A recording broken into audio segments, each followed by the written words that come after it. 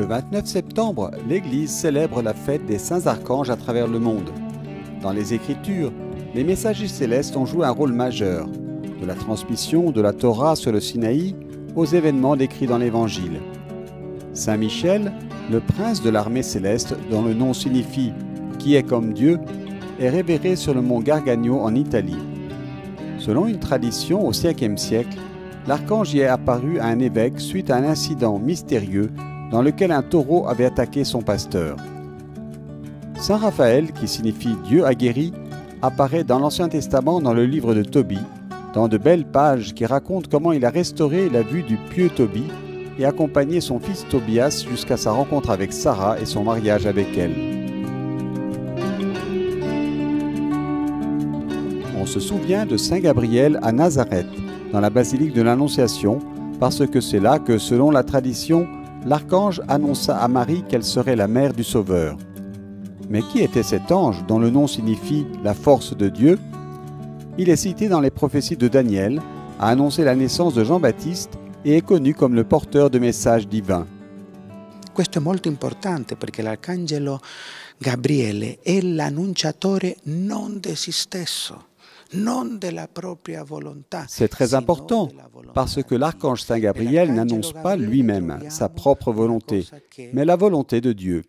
En Saint Gabriel, nous trouvons quelque chose qui manque tant aux chrétiens, la docilité de faire la volonté de Dieu. Il ne demande pas à Dieu « Tu m'ordonnes d'apporter un message, mais est-ce exact ou non ?» L'ange ne remet pas en cause la volonté de Dieu. Gli angeli non mettono in discussione la volontà di Dio. À cette annonce de l'ange à la Vierge Marie a correspondu une réponse très significative, le oui qui changea pour toujours l'histoire de l'humanité. À partir de ce dialogue est née la prière de l'Angélus, l'une des prières les plus connues de l'Église, qui est récitée tous les jours à 6 h du matin, à midi et à 6 h du soir par des fidèles du monde entier. Tous les jours, à midi, les frères franciscains récitent solennellement cette prière dans la basilique de l'Annonciation, devant la grotte de l'Annonciation. L'Église célèbre cette fête parce que chacun de nous a une protection spéciale, que nous avons reçue non parce que nous la méritons, mais parce que Dieu nous accorde d'être accompagnés de sa grâce. La première information précise sur l'Angelus Domini remonte à 1269, lorsque Saint Bonaventure de Bagnoregio était supérieur général des frères mineurs et introduisit la salutation à la Vierge Marie pendant les nuits d'un chapitre général.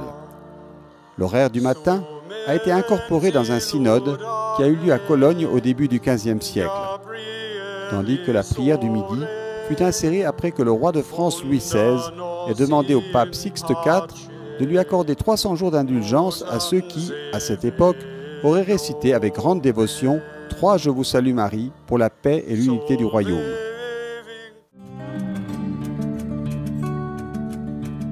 Dans la tradition islamique, qui conserve des éléments du judaïsme et du christianisme, les anges sont des esprits purs, chargés de noter les bonnes et les mauvaises actions des hommes en vue du jugement final.